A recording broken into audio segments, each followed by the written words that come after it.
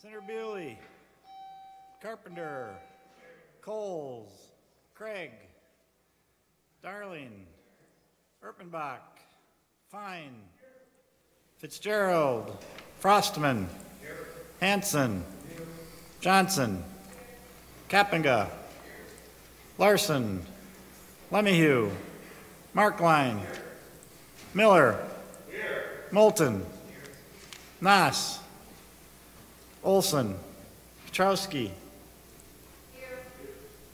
Endringham, Risser, Roth, here, Schachner, Schilling, Strobel, Taylor, Teston, Tiffany, Beinhout.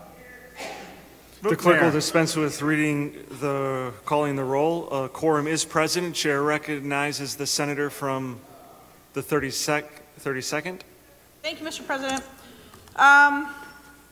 It's been a long day, long night. These aren't the nights and the process that I'm particularly proud of. I don't think you guys are either.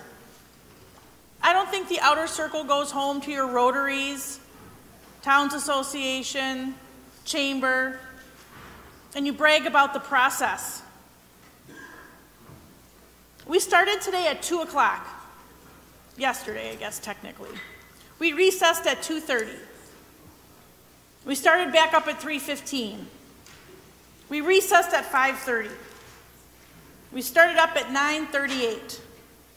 We recessed at 10:50. And now it's 5 o'clock. This is a heck of a way to run a railroad. This is embarrassing. It is embarrassing that we are even here.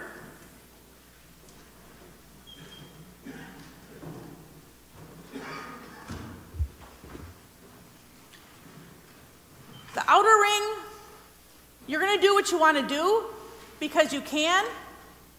But honestly, looking at working through 2 days and calling us in today later when we are well rested, it would behoove all of us. Because you called us in and didn't have the votes on anything. You did not have anything crystal clear, solid. You had nothing. You called us in blind. That's irresponsible. We have had 132 legislators milling around this building for a day and night and morning. I mean, honestly, those of you in the private sector who have a business, would you just call your employees in and have them wander around the plant, the warehouse, the hospital, the store without a plan? You're so wrapped up in the power grab. You can't think clearly. You can't even get on the same page. You're not on the same page. Maybe now finally we are, and you've been juggling all these deals and wheeling and dealing in private and figuring out how it all works. But it's embarrassing and it's wrong. It is so wrong.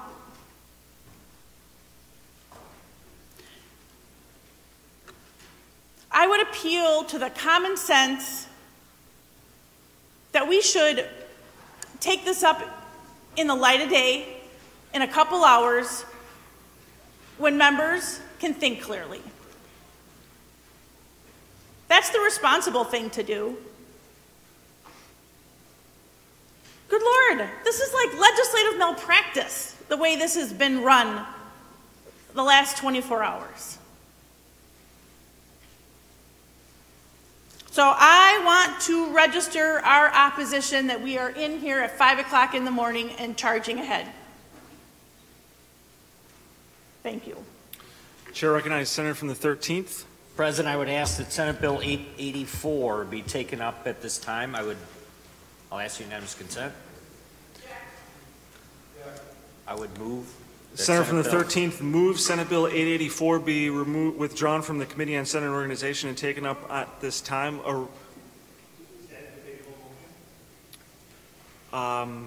Yes. Well, thank you, Mr. President. I want to follow up our leader, the senator from the 32nd.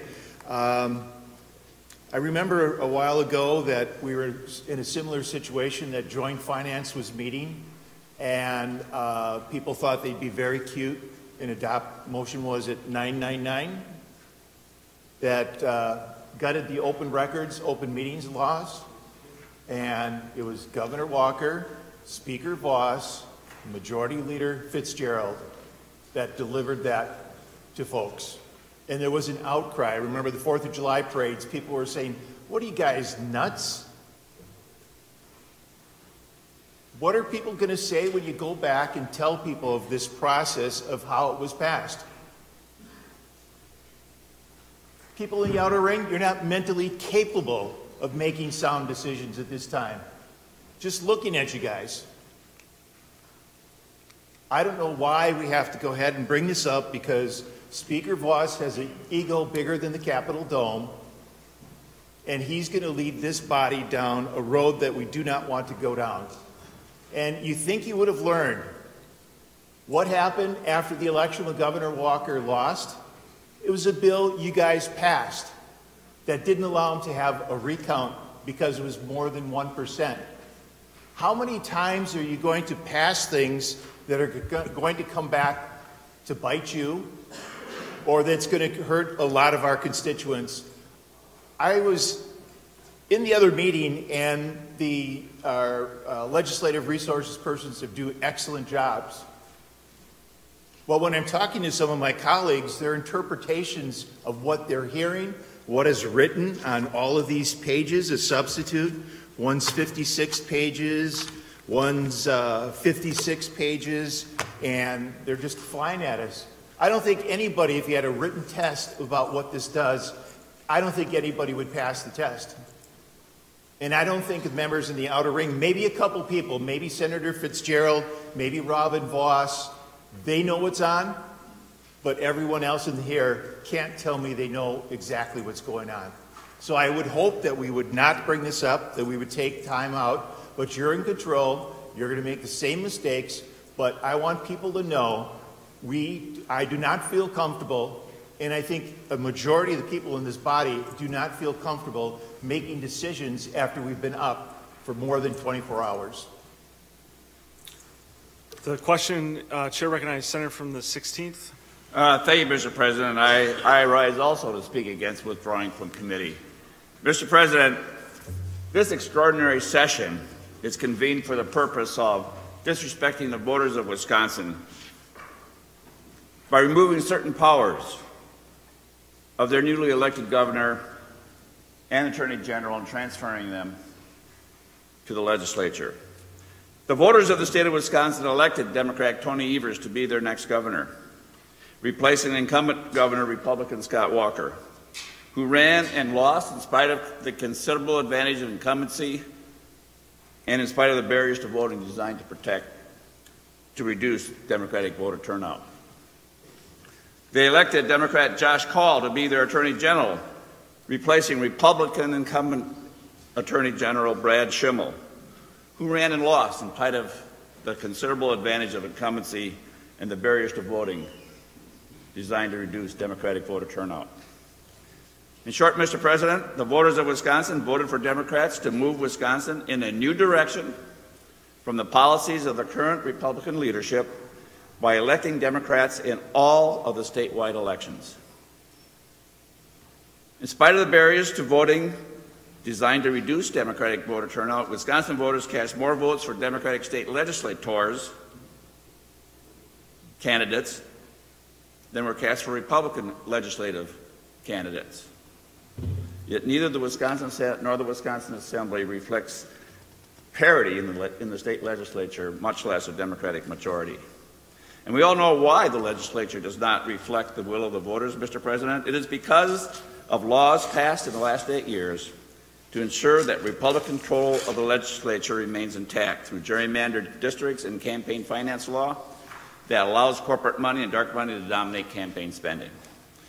Today, Mr. President, you and your Republican colleagues have called the legislature into an extraordinary lame duck session to take a power away from the people's choice to be their next governor because he is a Democrat.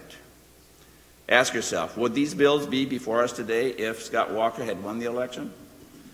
These bills, Mr. President, serve no public purpose. They serve a blatantly partisan purpose. Mr. President, this session is extraordinary in more ways than one. Not only is it officially designated extraordinary, we are here in extraordinary session. It is extraordinary because of the chutzpah, peevishness, spite, disrespect for democracy, and the gall of shafting the voters of Wisconsin by introducing and probably passing, if we pass this legislation, to thwart the people's choice for next governor. No one can credibly pretend that this is anything other than another partisan power play to transfer power that you were perfectly willing to invest in Scott Walker, but not in his successor, just because your candidate lost the election. You obviously don't care about any semblance of playing fair by respecting the voter's choice. You have already tilted the legislative playing field in elections to your partisan advantage. Now you are refusing to accept the decision of voters in elections you cannot gerrymander. Mr. President, a power grab is when you grab power due to unique circumstances. If Scott Walker had won this election, there is no way these bills would be considered. Walker lost, and now, in a lame duck session, you and the losing governor seek to poke a stick in the eye of the incoming governor and Attorney General.